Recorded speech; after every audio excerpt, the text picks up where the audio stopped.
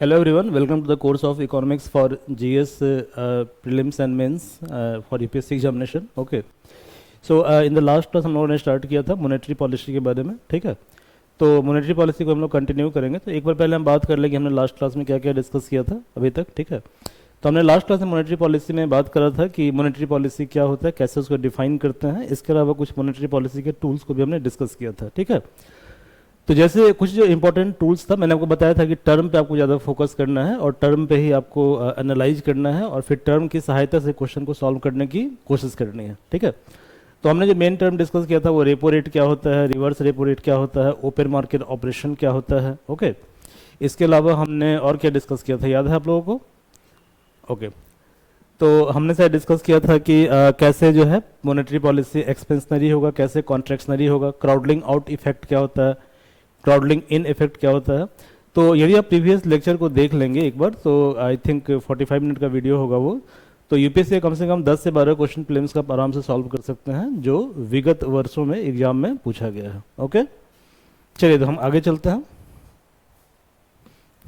तो आज हम लोग बात करेंगे बैंक रेट के बारे में, ठीक है। आज हम बात करेंगे बैंक रेट के बारे में। तो आपको याद होगा हमने डिस्कस किया था इससे पहले जो कॉन्सेप्ट था, उस कॉन्सेप्ट का नाम था लिक्विडिटी एडजस्टमेंट फैसिलिटी। क्लियर है? वहां पे हमने क्या देखा था? वहां पे हमने ये देखा था कि reserve Bank of India market का मतलब क्या होता है यहाँ पर? मार्केट का मतलब मॉनेटरी पॉलिसी में होता है बैंकिंग सिस्टम, ठीक है। तो जब reserve Bank of India short term के लिए लोन देगा जिस रेट पर, उसको बोलते हैं, क्या बोलते हैं उसको बताइए? उसको बोलते हैं रेपो रेट। क्या बोलते हैं उसको? Repo rate, okay. तो as we have discussed in the previous class कि जब रिजर्व बैंक ऑफ इंडिया के द्वारा बैंक को लोन दिया जाता है शॉर्ट टर्म के लिए under special kind of facility, उसको बोलते हैं LAF। क्या बोलते हैं? LAF, that is called liquidity adjustment facility. Clear है? तो ये सब टर्म आपको याद रहना चाहिए, क्लियर है? क्योंकि हर सब्जेक्ट का एक टर्म होता है। जैसे आप पॉलिटी पढ़ेंगे, पॉलिटी में भी टर्म होता है, इकोनॉमिक्स में क्या होता है? टर्म होता है। तो यदि टर्म की आपको बेसिक अंडरस्टैंडिंग हो जाएगी तो सब्जेक्ट को रिवाइज करना काफ़ी आसान होगा, बहुत शॉर्ट टाइम में आप सब्जेक्ट को रिवाइज कर पाएंगे, ठीक है। साथ साथ जब आप सब्जेक्ट को इंटरलिंक करेंगे न्यूज़पेपर से या गवर्नमेंट का वेरियस रिपोर्ट आपको पढ़ना पड़ेगा, ठीक है। तो उन सब रिपोर्ट्स जब लिंक करेंगे तो वो रिपोर्ट आपको समझ में आएगा, क्योंकि रिपोर्ट में जनरली क्या होता है कि टर्म को स्पेसिफाई टर्म को लिखता है, ठीक है, बट टर्म का मीनिंग वो आपको नहीं बताएगा। इसलिए हिंदू पेपर पढ़ना टफ होता है, बट वो टफ नहीं है। यदि आप एक बार टर्म की अंडरस्टैंडिंग हो जाएगी आपको, तो हिंदू पेपर हो या गवर्नमेंट का रिपोर्ट हो, ओके, जैसे इकोनॉमिक सर्वे होता है, बजट होता है, इसके अलावा पब्लिक डेट होता है, उस सब का रिपोर्ट आता है, उस रिपोर्ट को स्टडी करना पड़ता है। और यूपीएससी क्या होता है, क्या करता है, उन्हीं रिपोर्ट से डायरेक्ट क्वेश्चन रेज करता है। हम लोग पढ़ेंगे, जैसे कि आपको मैंने फिस्कल पॉलिसी में पढ़ाया था पब्लिक डेट रिपोर्ट के बारे में, ओके।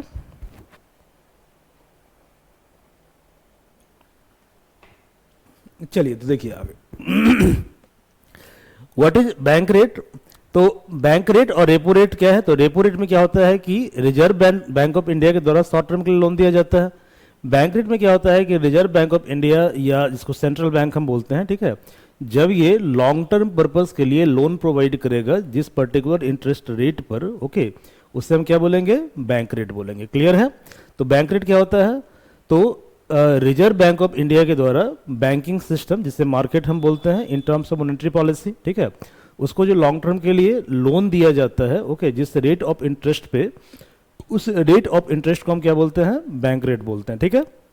तो मोटा मोटी अब याद कर लीजिए, रेपो रेट का मतलब हो गया कि लोन दिया जाएगा शॉर्ट टर्म के लिए, उस पर जो इंटरेस्ट रेट होगा उसको बोलते हैं रेपो रेट। और जब लोन दिया जाएगा लॉन्ग टर्म के लिए, उस पर जो इंटरेस्ट रेट होगा उसको हम क्या बोलते हैं? बैंक रेट बोलते हैं। तो सिंपली हमको याद रखना है rate of interest for long term loan, ठीक है, rate of interest for short term loan. तो लॉन्ग टर्म लोन के लिए क्या होगा? बैंक रेट, और शॉर्ट टर्म के लिए क्या होगा? रेपो रेट होगा। क्लियर है? तो यहाँ पे यही लिखा हुआ है, क्या लिखा हुआ है कि rate at which RBI lend long term to commercial bank, okay. इस टूल को क्यों यूज किया जाता है? तो इस टूल को यूज करने का पर्पस ये है कि हम मनी सप्लाई को मैनेज कर पाए। इसके अलावा इससे क्या होगा, जैसे कि लॉन्ग टर्म लोन यदि आपको मिलेगा तो आप क्या करोगे? इन्वेस्टमेंट करोगे, ठीक है। तो इससे इन्वेस्टमेंट को बढ़ावा मिलेगा। और जब किसी इकोनॉमी के अंदर, जैसे इंडियन इकोनॉमी है, तो इसके अंदर क्या होता है? इन्वेस्टमेंट जब बढ़ता है, ठीक है, तो इससे क्या होता है? इससे ग्रोथ का प्रोस्पेक्ट बढ़ता है, मतलब कि इकोनॉमी क्या करती है? ग्रो करती है हमारी, ओके। तो इसका दो पर्पस है, पहला क्या है कि मैनेज करना मनी सप्लाई को, और सेकंड पर्पस क्या है कि इन्वेस्टमेंट को बढ़ावा देना और साथ साथ ग्रोथ को बढ़ावा देना, ये इसका पर्पस है, ठीक है। तो on introduction of LAF RBI discontinued long term lending. हाँ, लेकिन क्या हुआ कि बाद में LAF आ गया, ठीक है। तो RBI ने क्या किया कि बैंक रेट को टर्मिनेट कर दिया। टर्मिनेट का मतलब ये हुआ कि अब बैंक रेट को यूज नहीं किया जाता है, ठीक है। तो bank rate became dormant instrument of monetary management, यानी कि अब जो लोन दिया जाता है रिजर्व बैंक ऑफ इंडिया के द्वारा बैंक को, उसमें LAF को हम यूज करते हैं, जिसको हम बोलते हैं लिक्विडिटी एडजस्टमेंट फैसिलिटी। क्लियर है। और अब बैंक को लोन शॉर्ट टर्म के लिए दिया जाता है, और शॉर्ट टर्म के लिए जो लोन देते हैं उसको क्या बोलते हैं, रेपो रेट, ठीक है। तो अब जो पॉलिसी रेट का मतलब ये होता है कि रिजर्व बैंक ऑफ इंडिया के द्वारा, ठीक है, हर 2 मंथ पे एक रिपोर्ट पब्लिश किया जाता है, ओके, जो मॉनेटरी पॉलिसी के बारे में बात करता है, ओके। और इसी मॉनेटरी पॉलिसी के बारे में जो रिपोर्ट बात करता है उसी को हम बोलते हैं पॉलिसी रेट। ये आपने पिछले क्लास में डिस्कस किया था कि जो रेपो रेट और रिवर्स रेपो रेट है इसी को हम पॉलिसी रेट हम बोलते हैं। क्लियर है। तो अब क्या है कि बैंक रेट को डिसकंटिन्यू कर दिया गया है। क्यों डिसकंटिन्यू कर दिया गया? तो पर्पस ये है कि अब LAF यानी कि लिक्विडिटी एडजस्टमेंट फैसिलिटी के तहत शॉर्ट टर्म लोन दिया जाता है RBI के द्वारा बैंक को। तो जिस रेट ऑफ इंटरेस्ट पे RBI के द्वारा बैंक को लोन दिया जाता है उसको रेपो रेट बोलते हैं, जिसे ऑलरेडी हमने पिछले क्लास में डिस्कस भी किया था ब्रीफली, ओके। और ऐसा तब होता है जब क्या होता है, जब मार्केट में पैसे का नीड होता है, मतलब कि RBI को ये लगता है, ये सरकार को ये लगता है कि मार्केट में मंदी या कंडीशन है, तो इस केस में मार्केट में कैसे इन्वेस्टमेंट को बढ़ावा दिया जाए, तो दैट्स वाई LAF को यूज किया जाता है, ओके। तो आपने क्या समझा कि मॉनेटरी पॉलिसी टूल जो है उसमें बैंक रेट अब यूज नहीं होता, अब सिर्फ यूज होता है रेपो रेट। क्लियर है। चलिए, तो RBI का जो कानून है, स्टैट्यूट का मतलब कानून होता है, ठीक है। तो RBI का स्टैट्यूट ये कहता है कि bank rate as a monetary tool can be used when bank breached their mandate, like. तो क्योंकि बैंक रेट पहले पूछा जाता होगा, अब नहीं पूछा जाएगा बैंक रेट के बारे में, क्योंकि अब ये डिसकंटिन्यू हो गया, ठीक है। तो क्वेश्चन देखने का ये भी फायदा होता है, जब क्वेश्चन को आप सॉल्व करते हैं नोट्स के साथ साथ, तो आपको ये अंडरस्टैंडिंग डेवलप होती है कि भाई UPSC कौन सा टॉपिक से क्वेश्चन पूछ सकता है और कौन से टॉपिक से क्वेश्चन पूछने की संभावना कम होती है। बट फिर भी आप इसको याद कर लीजिए, जब क्वेश्चन बैंक को सॉल्व कीजिएगा तो मे भी क्वेश्चन आ जाए। तो बैंक रेट को यूज किया जाता है मॉनेटरी टूल के तौर पर जब क्या क्या प्रॉब्लम आता है। तो पहला प्रॉब्लम आता है कि short term in meeting reserve requirement. जब बैंक के पास क्या होता है, रिजर्व रिक्वायरमेंट होता है SLR CRR, जिसको हम आगे डिस्कस करेंगे, ठीक है। तो इस केस में इसको यूज किया जाता है। कैश रिजर्व रेशियो SLR, ये इसी को रिजर्व रिक्वायरमेंट भी बोलते हैं। तो ये जो रिजर्व रिक्वायरमेंट है इसी को बोलते हैं CRR और SLR, जिसको आगे हम फर्दर डिस्कस करेंगे, ओके। तो आपको याद रखना है कि when MSF was introduced by RBI in 2011, bank rate has been aligned with MSF, ठीक है। तो मैंने पढ़ाया था आपको ना मार्जिनल स्टैंडिंग फैसिलिटी की, जब क्या होता है, जब बैंकिंग सिस्टम के द्वारा जो है, ओके, SLR के लिमिट को ब्रीच किया जाता है, ओके, या अदर लिमिट को ब्रीच किया जाता है। 3 कंडीशन में बताया था, आप उसको याद कीजिए, प्रीवियस वीडियो मैंने करवाया था। तो इस केस में क्या होता है कि पीनल रेट पे, ठीक है, RBI से बैंक बोरोइंग करता है, और ये जो पीनल रेट है जनरली 0.25%, मतलब कि रेपो रेट से 0.25% ज़्यादा होता है। क्लियर है। इसको बोलते हैं मार्जिनल स्टैंडिंग फैसिलिटी, ठीक है। तो अब क्या है कि बैंक रेट को अलाइन कर दिया गया है मार्जिनल स्टैंडिंग फैसिलिटी से, ओके। तो दैट्स वाई UPSC अब जो क्वेश्चन पूछेगा, किससे क्वेश्चन पूछेगा, UPSC क्वेश्चन पूछेगा LAF यानी कि लिक्विडिटी एडजस्टमेंट फैसिलिटी। यहाँ पे 2 टूल होता है, रेपो रेट और रिवर्स रेपो रेट। इसके अलावा UPSC क्वेश्चन आपसे पूछेगा MSF के बारे में, बट UPSC आपसे क्वेश्चन नहीं पूछेगा बैंक रेट के बारे में, मतलब पहले पूछ दिया होगा, लेकिन 10 के बाद क्वेश्चन नहीं पूछा होगा, ठीक है। तो 2010 के बाद जो नया क्वेश्चन होगा उसमें ये चीज़ें नहीं पूछा होगा। अब एक नया टर्म आया, लॉन्ग टर्म रेपो रेट। ये क्या है समझिए जरा इस चीज़ को, ठीक है। ये काफ़ी इंपॉर्टेंट है, जो कि करेंटली ये इंट्रोड्यूस हुआ है। तो इसको इंट्रोड्यूस किया गया 2020 में रिजर्व बैंक ऑफ इंडिया के द्वारा, ठीक है। इसका पर्पस क्या होता है? इसका पर्पस ये होता है कि हमें लिक्विडिटी को इन्फ्यूज करना है फाइनेंशियल मार्केट में for long term lending at relatively cheap rate. यानी हम क्या करेंगे, बहुत ही सस्ते इंटरेस्ट रेट पर जो है, ठीक है, लॉन्ग टर्म के लिए लोन प्रोवाइड करेंगे, पैसा प्रोवाइड करेंगे, क्रेडिट को फ्लो करवाएंगे, कहाँ पे, बैंकिंग सिस्टम के अंदर। क्लियर है। तो इसका पर्पस है इन्फ्यूज लिक्विडिटी, मतलब पैसा, ओके, कहाँ पे, इन फाइनेंशियल मार्केट यानी banking system for long term lending, okay. लेकिन यहाँ पर क्या होगा, इंटरेस्ट रेट काफी कम होगा, ओके। इसका फायदा क्या होगा, तो under LTRO bank borrows 1 to 3 year fund from central bank at repo rate, ठीक है। तो यहाँ पे रेट ऑफ इंटरेस्ट LTRO के अंदर जो होगा वही होगा जो रेपो रेट का होता है, ठीक है। यानी कि जो रेपो रेट का इंटरेस्ट रेट है वही इंटरेस्ट रेट यहाँ पर एप्लीकेबल होगा। डिफरेंस ये होगा कि रेपो रेट जिसको हम यूज करते हैं कहाँ पर, LAF के अंदर। LAF का मतलब लिक्विडिटी एडजस्टमेंट फैसिलिटी, क्लियर है, जो हमने प्रीवियस वीडियो में डिस्कस किया था। तो वहाँ पर जो रेट ऑफ इंटरेस्ट यूज किया जाता है उसी रेट ऑफ इंटरेस्ट को यूज किया जाएगा।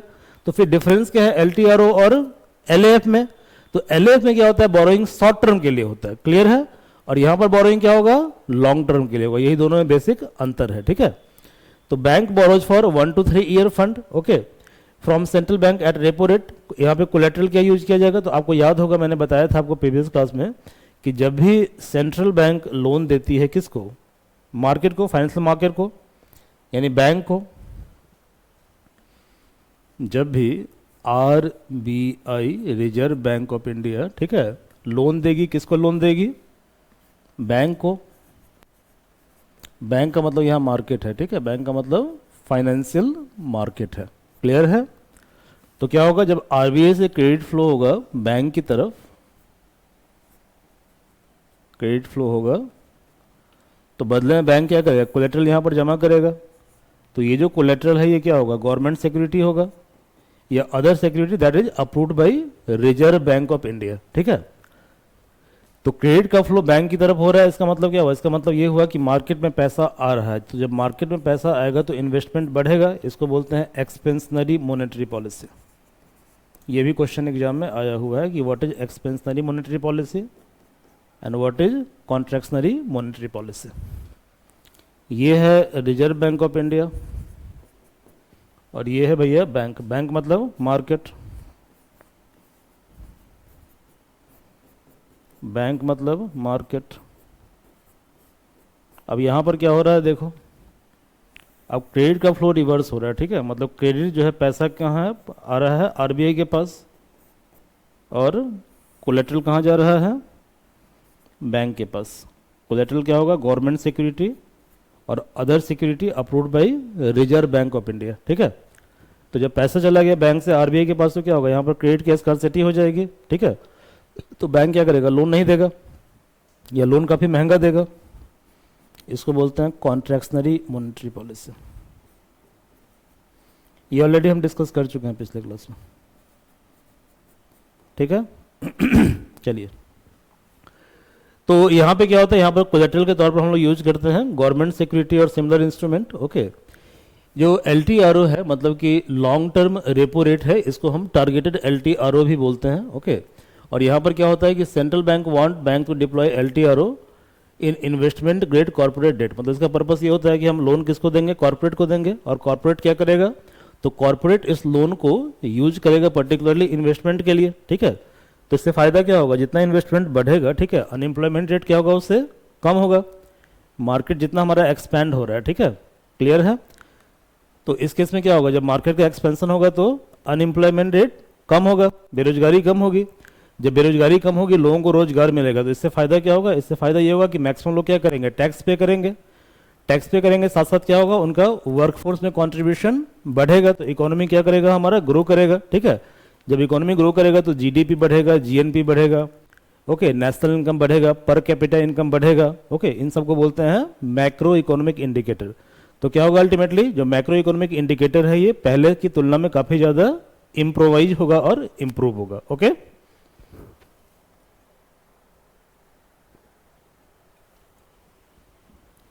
तो इसका सिग्निफिकेंस क्या है, फायदा क्या है इसका, ठीक है। इसका बहुत सारा फायदा है।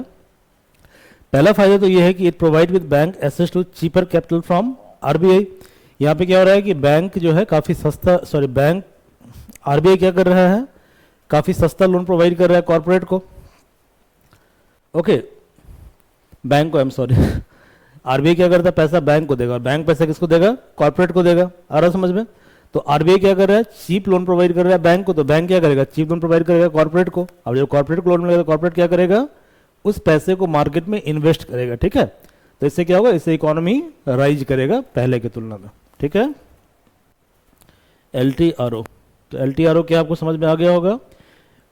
अब बैंक क्या करेगा, बैंक प्रोवाइड करेगा गवर्नमेंट सिक्योरिटी एज कोलेट्रल।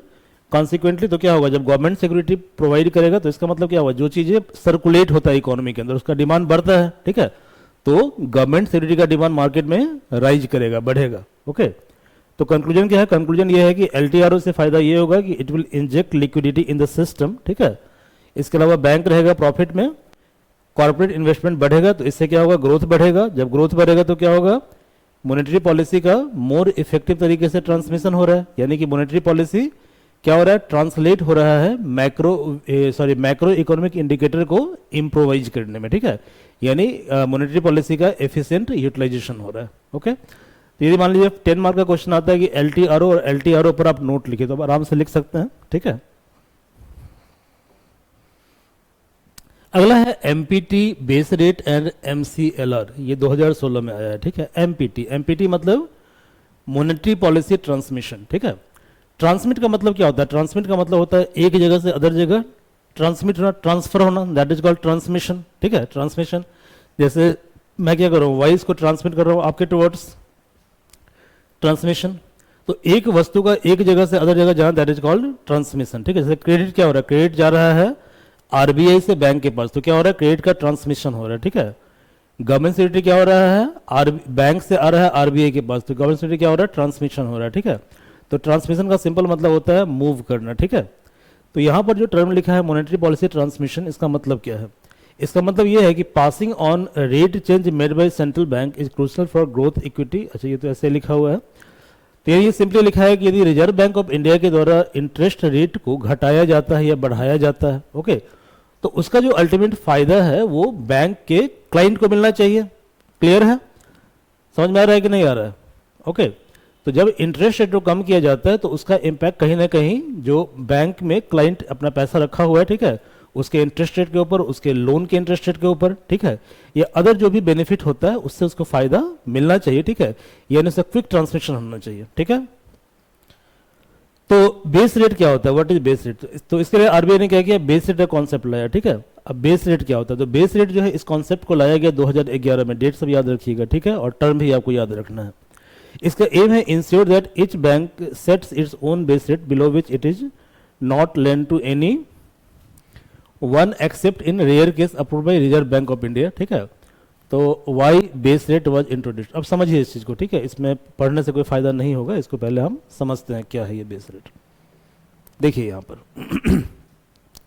पहले क्या होता था कि रिजर्व बैंक ऑफ इंडिया, इसका जो गवर्नर था, he was very powerful. Clear है? तो रिजर्व बैंक ऑफ इंडिया का जो गवर्नर था ये डिसाइड करता था कि इंटरेस्ट रेट कितना ऑफर करना है आपको, ओके।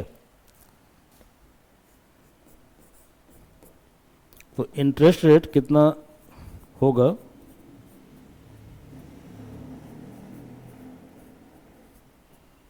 इसके बारे में फाइनल से किसका है, फाइनल से है रिजर्व बैंक ऑफ इंडिया के गवर्नर का। क्लियर है? गवर्नर का समझ में आ रहा है?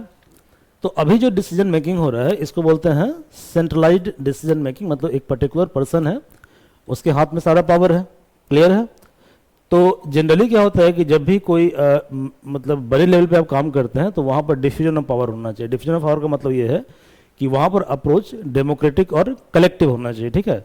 बट ये जो अप्रोच है ये डेमोक्रेटिक उतना नहीं है, ये बहुत हद तक क्या सेंट्रलाइज्ड है, जो कि एक पर्टिकुलर इंडिविजुअल है जिसके पास सारा पावर है और वो उस पावर से ये डिसाइड करता है, ओके, कि इंटरेस्ट रेट कितना रखना है और नहीं रखना है, यानी मोनोपोली है, ओके। और इसका सेकंड डिमेरिट ये है कि यदि मान लीजिए इंटरेस्ट रेट कॉमन रहेगा, तो दो बैंक है, एक बैंक है स्टेट बैंक ऑफ इंडिया और एक कोई भी नया बैंक मान लीजिए HDFC, ये प्राइवेट बैंक है HDFC। तो आपको मालूम है कि पब्लिक सेक्टर बैंक में सबसे बड़ा बैंक है स्टेट बैंक ऑफ इंडिया और जो प्राइवेट सेक्टर बैंक है वहाँ पे HDFC बहुत बड़ा बैंक है। ये क्लियर है? यहाँ तक कोई दिक्कत नहीं है। यदि एक आम आदमी के पास, ठीक है, मतलब क्या बोलते हैं, अकाउंट ओपन करवाने का ऑप्शन हो तो वो प्रेफर किसको करेगा, SBI को ज़्यादा प्रेफर करेगा या प्रेफर करेगा HDFC को? तो ऑब्वियसली वो प्रेफर करेगा SBI को, क्योंकि SBI काफ़ी पुराना बैंक है, उसका कस्टमर बेस काफ़ी वाइड है और ये गवर्नमेंट का बैंक है, ठीक है।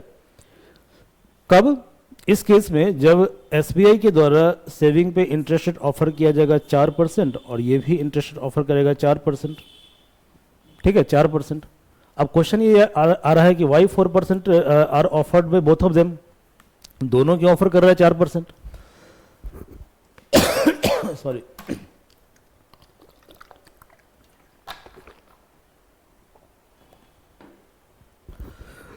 दोनों ऑफर कर रहा है 4%, इसके पीछे बेसिक ऑब्जेक्टिव और रीजन ये है कि आरबीआई का जो गवर्नर है वो डिसाइड करता है रेट ऑफ इंटरेस्ट को। क्लियर है?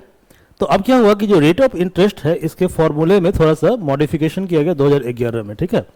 और वहां बोला गया कि भाई जो रिजर्व बैंक है वो सिर्फ इतना बताएगा कि मिनिमम इंटरेस्ट कितना आपको ऑफर करना है, ये बताएगा। समझ में आ रहा है? मैक्सिमम कितना आपको देना है वो आप जानिए, ठीक है। ओके, तो रिजर्व बैंक ऑफ इंडिया ने ये बोला कि हम 4% मिनिमम आपको ऑफर करना है इंटरेस्ट रेट, इससे ज़्यादा आपको जो भी ऑफर करना है कीजिए, बट 4% से कम इंटरेस्ट रेट ऑफर आप नहीं कर सकते क्लाइंट को, मतलब अकाउंट होल्डर को। तो अब 4% दोनों के लिए हो गया। क्लियर है? अब यहाँ पे दो बैंक है, तो दोनों बैंक में कंपटीशन कब होगा? तो क्या करेगा एचडीएफसी इसके कस्टमर को अट्रैक्ट करने के लिए क्या बोलेगा? बोलेगा कि चलो एसबीआई को ऑफर कर रहे हैं 4%, आई विल ऑफर यू 5%। अब मान लो एसबीआई को लग रहा है कि मेरा क्लाइंट बेस घट रहा है, तो एसबीआई ने क्या बोला कि हम भी ऑफर करेंगे 5%। एचडीएफसी बोला हम ऑफर करेंगे 6%। तो इससे क्या हो रहा है? कस्टमर को फायदा हो रहा है कि नहीं फायदा हो रहा है? कस्टमर को फायदा हो रहा है। बट पहले क्या था? फिक्स वैल्यू था, तो इससे दोनों बैंक में कंपटीशन भी नहीं हो रहा था और कस्टमर को उतना बेनिफिट नहीं हो पा रहा था। ओके, तो ये जो 4% है मिनिमम इंटरेस्ट रेट, ठीक है, जिसको फिक्स किया गया है रिजर्व बैंक ऑफ इंडिया के द्वारा, इसी को हम बोलते हैं बेस रेट। क्या बोलते हैं इसको हम? Base rate. तो वही यहां लिखा हुआ था, अब पढ़िए बेस रेट। तो it was introduced by Reserve Bank of India in 2011। इसका एम है ensure that each bank sets its own base rate, okay, below which it should not lend to anyone except in rare cases approve by Reserve Bank of India. तो क्या करेगा? जो base rate है वो fix रहेगा हर bank का। Clear है? तो बेस रेट से ऊपर आपको मतलब क्या उससे ज्यादा ऑफर कर सकते हो, बट उससे कम ऑफर नहीं कर सकते हो, ठीक है। तो सपोज बेस रेट इज 4%, तो यू मे ऑफर इधर 4% और you may offer 5%, 6%, not 3%। Clear है? तो why base rate was introduced? तो if the best customer are lend at low rate, others like a small industry will be charge very high, ठीक है। तो it is against the principle of growth and equity, ठीक है। वही था कहानी, इसमें जो लिखा है उस कहानी को आप समझ गए। तो कहानी वही था बेस रेट का, ठीक है, कि बैंकों में कंपटीशन क्रिएट करना। अगला है marginal cost of fund based lending rate, ठीक है। Marginal cost of fund based lending rate, ये क्या होता है? तो ऐसा देखा गया कि it was found that base rate system was not working well, ठीक है, मतलब जो बेस रेट सिस्टम उतना बढ़िया काम नहीं कर रहा है। तो एक नया कॉन्सेप्ट लाया गया एमसीएलआर। तो पहले क्या था? पहले था फिक्स इंटरेस्ट रेट, उसको हटाने, तो उसकी जगह क्या आया? देखो पहले था फिक्स इंटरेस्ट रेट,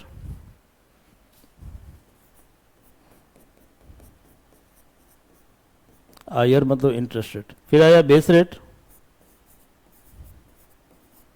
लेकिन देखा गया कि बेस रेट भी इतना अच्छा काम नहीं कर रहा, तो फिर क्या आया? फिर आया marginal cost of lending, MCLR. Clear है? Marginal cost of fund based lending rate, ये नया कॉन्सेप्ट आया। इसका बैकग्राउंड क्या है? इसका बैकग्राउंड तो आपको समझ में आ गया कि बेस रेट काम नहीं कर रहा था। तो इसको इंट्रोड्यूस किया गया 2016 में, ठीक है, 2016 में।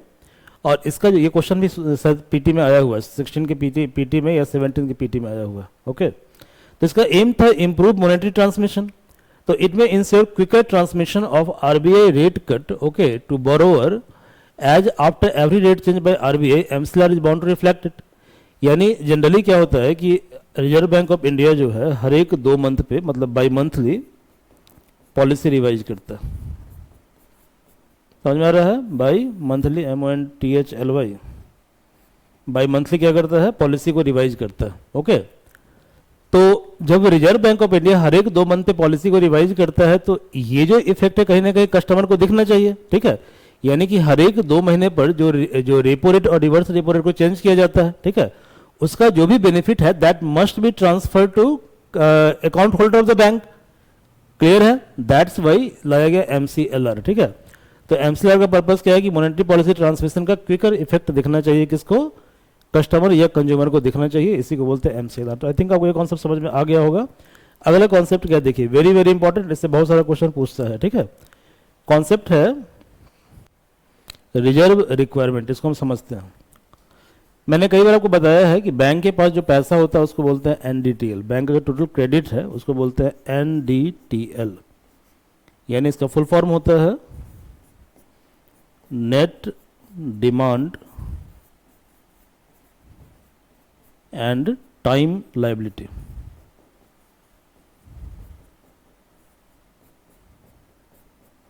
Net demand and time liability. तो जो नेट डिमांड लायबिलिटी होगा उसमें क्या होगा, ऑन डिमांड आप पैसे को विड्रॉ कर सकते हो। नेट टाइम लायबिलिटी में क्या होगा कि ऑन डिमांड आप पैसे को विड्रॉ नहीं कर सकते हो, ठीक है, जब तक क्या बोलते हैं मैच्योरिटी नहीं होगी। ओके, जैसे फिक्स्ड डिपॉजिट, तो जो फिक्स्ड डिपॉजिट वाला पैसा होता है उसमें क्या होता है कि टर्म के मैच्योर होने के बाद ही मतलब पैसे को विड्रॉ कर सकते हो। यदि उससे पहले पैसे को विड्रॉ करोगे तो इस केस में क्या होगा कि आपको कुछ ना कुछ पेनलाइज किया जाएगा, मतलब कुछ ना कुछ चार्ज काट लिया जाएगा, एक्स्ट्रा चार्ज उस पैसे से काट लिया जाएगा। तो इसी को बोलते हैं, एक है नेट डिमांड लायबिलिटी और एक है नेट टाइम लायबिलिटी। क्लियर है? इसके बारे में मैंने ब्रीफली डिस्कस भी किया है वीडियो नंबर 1 और 2 में, उसको आप जाकर देख लीजिएगा, ठीक है। तो ये जो एनडीटीएल है इसका एक पार्ट हम कट कर लेते हैं, ठीक है, इस पार्ट को हम कट कर लेते हैं, इसको हम बाहर रिफ्लेक्ट कर रहे हैं। तो ये जो आपको ट्रायंगल दिखा है इसको हमने कट किया है, sorry just wait, yes, cut किया है।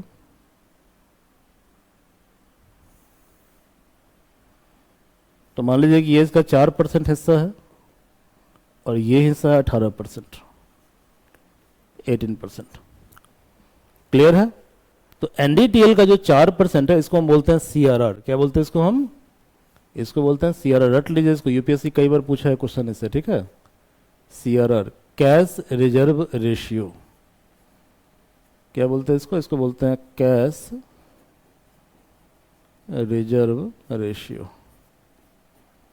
ठीक है। और ये जो 18% है इसको बोलते हैं एसएलआर, यानी स्टैट्यूटरी लिक्विडिटी रेशियो। स्टैट्यूटरी मतलब वैधानिक तरीके से, कानूनी तरीके से। तो आरबीआई का जो स्टैट्यूट है, आरबीआई एक्ट 1934, ये क्या कहता है? तो स्टैट्यूटरी लिक्विडिटी मतलब पैसा, लिक्विडिटी मतलब पैसा, और रेशियो इसको बोलते हैं एसएलआर, ठीक है, SLR. This both concepts are very very important, exam में क्वेश्चन फ्रिक्वेंटली से पूछता है, ठीक है ना। तो चलिए देखिए, इन दोनों टर्म को बोलते हैं रिजर्व रिक्वायरमेंट। क्या बोलते हैं इसको? रिजर्व रिक्वायरमेंट बोलते हैं, ठीक है। तो इसको हम फ्रैक्शनल रिजर्व बैंकिंग नॉर्म भी बोलते हैं, जो ग्लोबल नॉर्म है, मतलब कि वर्ल्ड का हर एक बैंक इसको प्रैक्टिस करता है, ठीक है। और इसमें एक फ्रैक्शन 4% जिसको सीआरआर बोलते हैं, और 18% को बोलते हैं SLR, is of total deposit 100% NDTL are kept as reserve not to be lent, ठीक है। यानी कहने का मतलब ये हुआ कि यदि एनडीटीएल 100% है, ठीक है, तो उस 100% का फ्रैक्शन 4%, मतलब उसका पार्ट 4%, और 18%, ओके, एसएलआर जिसमें 4% है सीआरआर और 18% क्या है एसएलआर, इसको आप लेंड नहीं कर सकते, उधार नहीं दे सकते, इसको रिजर्व के फॉर्म में आपको रखना है, ठीक है। तो reserve ratio are periodically change by RBI, तो इसको टाइम टू टाइम रिवाइज किया जाता है पॉलिसी रेट को अनाउंस करके रिजर्व बैंक ऑफ इंडिया के द्वारा, ठीक है।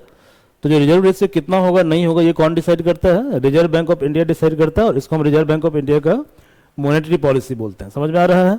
तो आपको याद होगा इन द प्रीवियस क्लास हमने डिस्कस किया था एक्सपेंशनरी मॉनेटरी पॉलिसी के बारे में और कॉन्ट्रैक्शनरी मॉनेटरी पॉलिसी के बारे में। तो जनरली एक्सपेंशनरी मॉनेटरी पॉलिसी तब लाया जाता है जब मार्केट में डिमांड कम होता है, और कॉन्ट्रैक्शनरी तब लाया जाता है जब मार्केट में डिमांड क्या होता है? ज़्यादा होता है, ठीक है। तो हमें मार्केट में डिमांड को बैलेंस रखना है, ठीक है। डिमांड ज़्यादा भी नहीं होना चाहिए और डिमांड कम भी नहीं होना चाहिए, ठीक है। तो इसका एम है प्राइस स्टेबिलिटी, ओके। इसका एम है providing loan to the government, इसका एम है ओके। अच्छा हाँ, एक बात और ध्यान रखिएगा, ठीक है। जो एसएलआर है उसको मेनली यूज किया जाता है गवर्नमेंट लोन के लिए, ठीक है। और गवर्नमेंट क्या करता है? उस पैसे को, फंड को यूटिलाइज करता है टू रन पब्लिक पॉलिसी। सरकार अपनी नीति को रन करने के लिए उस फंड को यूज करता है। वैसे वो फंड भी कई बार कम हो जाता है, ठीक है, क्योंकि इंडिया एक वास्ट कंट्री है, बट कुछ हद तक जो है वो फंड काम आता है सरकार की पॉलिसी को रन करने के लिए, ठीक है। And safety of banking operation, ठीक है। इसके अलावा बैंक सेफ हो, चूंकि मान लीजिए बैंक कल को डिफॉल्ट हो गया, ठीक है, तो डिफॉल्ट होने के केस में क्या होगा, जो सीआरआर एसएलआर है उसे बैंक को प्रोटेक्ट किया जा सकता है, बैंक के कस्टमर के इंटरेस्ट को प्रोटेक्ट किया जा सकता है, ठीक है। इसके अलावा मैनेजमेंट ऑफ लिक्विडिटी यानी कि इन्फ्लेशन एंड एब्जॉर्प्शन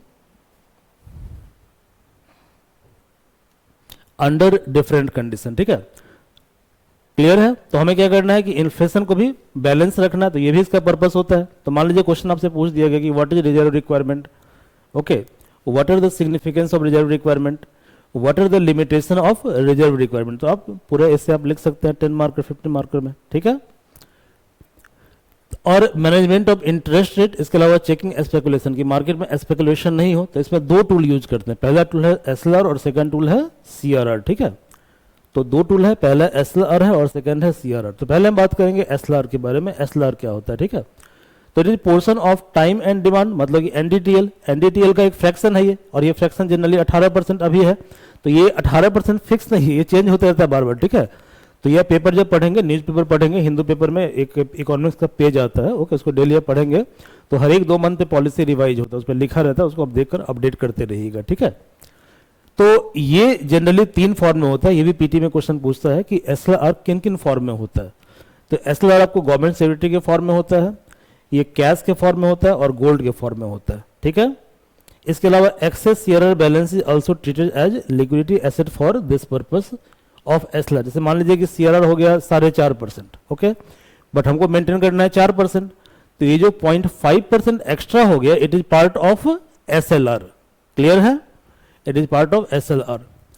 तो एसएलआर का एम ये है कि to ensure that need for government fund is partially but surely met by the bank, यानी कि गवर्नमेंट का जो रिक्वायरमेंट है पब्लिक पॉलिसी को रन करने के लिए, ठीक है, उसको कुछ हद तक फुलफिल किया जा सके, तो ये एसएलआर का पर्पस होता है, ओके। तो क्या क्या एसेट्स हमने देख लिया, दोबारा देख लीजिए, क्या है, कैश है, गोल्ड वैल्यूड एट प्राइस मतलब मार्केट प्राइस, इसके अलावा और क्या है, सिक्योरिटी, जैसे कि गवर्नमेंट ऑफ इंडिया का जो बॉन्ड होता है, ट्रेजरी बिल होता है, ये जो ट्रेजरी बिल है गवर्नमेंट ऑफ इंडिया का बॉन्ड है, स्टेट डेवलपमेंट लोन फंड है, ठीक है। इस सब को हम लोग डिस्कस करेंगे कब, जब हम लोग पढ़ेंगे money market and capital market, okay. इसके अलावा other instrument that is notified by Reserve Bank of India, तो इसको रट लीजिएगा आप, ये क्वेश्चन पूछता है पीटी में, ओके। इसको हम हाई क्वालिटी लिक्विडिटी एसेट भी बोलते हैं, ठीक है। तो क्या होता है कि with in mandatory SLR requirement, मान लीजिए 18% एसएलआर है, ठीक है। तो यहाँ पर some government security are classified as HQLA for the purpose of computing liquidity coverage ratio of bank. तो एचक्यूएलए का फायदा ये होता है कि ये लिक्विडिटी के तौर पे काम करता है डिफिकल्ट टाइम में, ओके। क्यों लाया गया एसएलआर, एसएलआर को लाने का पर्पस क्या है, ठीक है। तो आप जानते हैं कि जब एसएलआर बढ़ता है, आपको याद होगा हमने पिछले क्लास से बताया था कि जैसे एसएलआर 18% है, ठीक है, कितना है, 18% है। तो आरबीआई ने ये बोला कि आप 18 में से 0.5% मतलब 50 बेसिस पॉइंट को आप यूज कर सकते हैं उस फंड को, ठीक है। तो इसका मतलब क्या हुआ, इसका मतलब ये हुआ कि 18% में जब 50 बेसिस पॉइंट से उसको कम कर दिया जाएगा, नहीं समझे, देखिए आप जैसे ये है एसएलआर कितना है, 18%, 18%, तो यदि इसको 50 बेसिस पॉइंट से घटाया जाएगा, 15 नहीं 50, आई एम सॉरी, तो क्या बताया था फॉर्मूला मैंने, 50 बेसिस पॉइंट का मतलब होता है 50/100 यानी 0.5%, इतना पॉइंट से घटाया गया, इतना पॉइंट से इसको रिड्यूस किया गया, घटाया गया। तो अभी यदि एसएलआर 18% है, ठीक है, तो उसको घटाया कितना कर दिया गया, 0.5% घटाया गया, तो अब एसएलआर कितना हो जाएगा, 17.5%,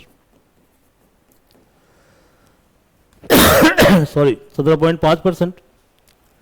तो 0.5% के प्रोपोर्शन में जो लिक्विडिटी है, पैसा है, वो फ्री हो गया, क्लियर है।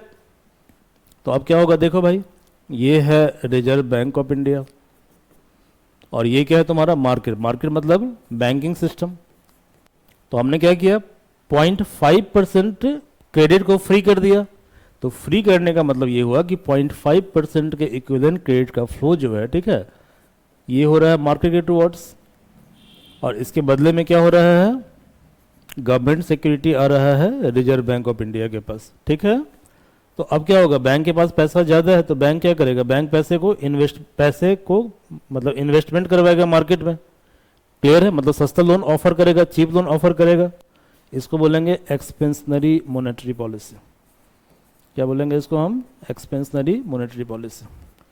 तो ये जनरली तब किया जाता है जब बाजार में डिमांड कम होता है, बाजार में मंदी होती है, ठीक है। अब क्या है कि बाजार में मंदी नहीं है, महंगाई बहुत ज़्यादा है, ठीक है, सबके पास पैसा आ गया, तो क्या हुआ, इसेंशियल कमोडिटी का प्राइस बहुत ज़्यादा हो जाएगा, तो उसके प्राइस को कम करने के लिए सरकार क्या करेगी, ठीक है, आरबीआई क्या करेगी, बोलेगी देखो भैया पहले तो इसको घटाए थे, अब इसको बढ़ाओ। तो 50 बेसिस पॉइंट से अब तुमको बढ़ाना है, क्या करना है, इसको बढ़ाना है, रेज करना है। क्लियर है? तो अब देखो 17.5 था, इसको दोबारा करना है 18%। दोबारा क्या करना है? दोबारा करना है 18%। तो 0.5% के प्रोपोर्शन में पैसा दोबारा बैंकिंग सिस्टम के अंदर लाना पड़ेगा।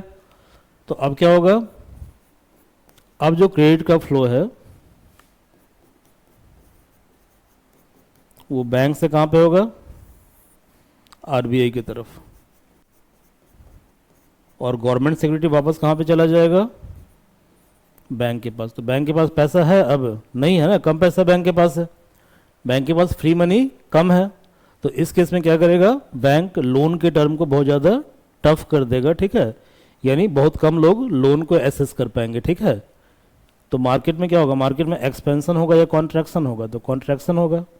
तो ये हुआ contractionary monetary policy. I think ये आपको समझ में आ गया होगा। तो देखिए यहाँ पे यही लिखा है कि इसका पर्पस है कंट्रोल करना बैंक क्रेडिट को।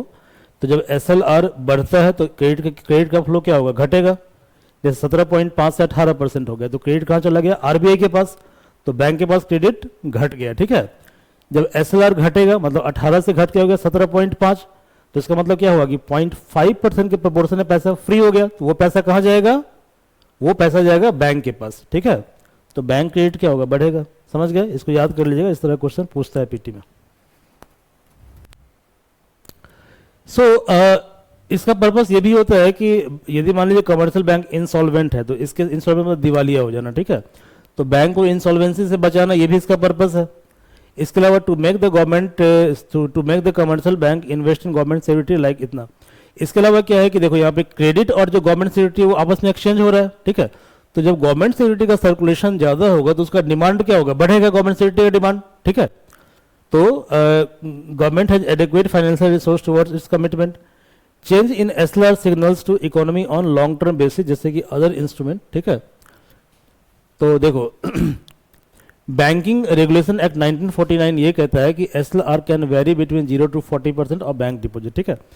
तो बैंकिंग का जो बैंकिंग रेगुलेशन एक्ट है उसे बैंक मतलब बैंकिंग एक्टिविटी को हम रेगुलेट करते हैं। और रिजर्व बैंक ऑफ इंडिया का जो एक्ट है उसको हम आरबीआई एक्ट 1934 से रेगुलेट करते हैं, ठीक है।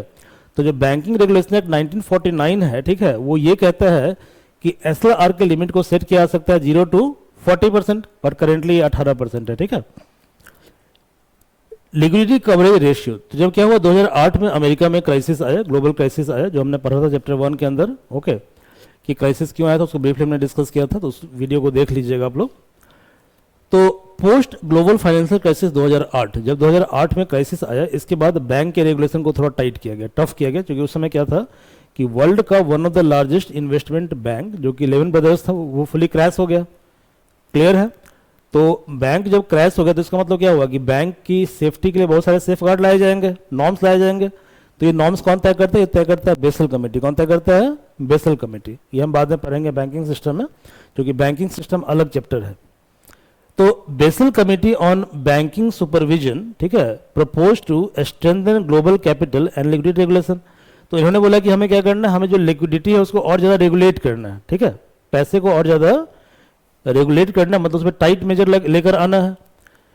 टू प्रमोट मोर रिजिलियंट, ताकि हमारा जो बैंकिंग सेक्टर है वो काफी रिजिलियंट हो। रिजिलियंट का मतलब क्या हुआ कि जो एक्सटर्नल शॉक है, जैसे क्राइसिस आ गया, तो क्राइसिस के केस में बैंक सस्टेन कर पाए, बैंक कोलैप्स नहीं हो जाता, इट इज कॉल्ड रिजिलियंट होना, ठीक है।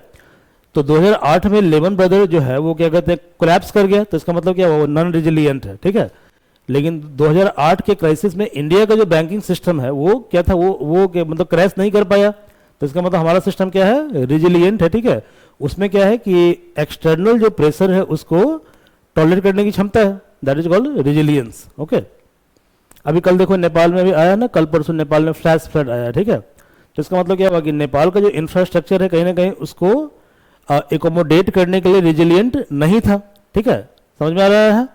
बट यदि वो फ्लैश फ्लड के कारण नुकसान काफ़ी कम होता, ठीक है, बहुत कम लोग, कम जान माल की क्षति होती, तो इसका मतलब क्या है, इसका मतलब यह है कि उनका उनका जो इंफ्रास्ट्रक्चर है दैट इज रिजिलियंट। ओके, तो रिजिलियंट का मतलब to absorb external shock, non resilient का मतलब unable to absorb external shock. तो एलसीआर जो है ये प्रमोट करता है short term resilience of bank against potential liquidity disruption by ensuring that they have sufficient high liquidity asset to survive. मतलब stress की सिचुएशन में ये लोग क्या करेगा, HQLA टूल को यूज करेगा। तो जो HQLA टूल है उसमें खास बात ये होती है कि ये लिक्विडिटी को जो है, ठीक है, HQLA मतलब ये स्पेशल काइंड ऑफ बॉन्ड होता है, ठीक है, तो इस बॉन्ड को आप क्विकली कन्वर्ट कर सकते हैं क्रेडिट पैसे में, ठीक है, फॉर 30 डेज, इसी को HQLA बोलते हैं। ओके, यहाँ पर न्यूज भी आया था, देखो तो न्यूज को आप पढ़िएगा, व्हाट इज द चेंज। तो new rule will require lender to set aside more money in high quality liquidity ratio asset. Okay, तो सिंपली आप समझ ये लीजिए कि हाई क्वालिटी लिक्विडिटी एसेट एक तरह का क्रेडिट होता है, एक तरह क्या होता है, सिक्योरिटी होता है, जिसका पर्पस ये होता है कि बैंक को मतलब बैंक को एक्सटर्नल शॉक से प्रिवेंट करना, ये पर्पस होता है। सेकंड क्या है कि इस सिक्योरिटी की खास बात ये होती है, ठीक है, कि इसको बहुत फास्टली लिक्विडिटी में कन्वर्ट किया जा सकता है, ठीक है, समझ में आ रहा है, ताकि क्विक रिलीज ऑफ मनी हो और बैंक को सेफ किया जा सके। ओके, चलिए, तो आगे जो है CRR इसको हम लोग अगले क्लास में डिस्कस करेंगे। आज हम क्लास को यहीं पे वाइंड अप करते हैं। So thank you very much.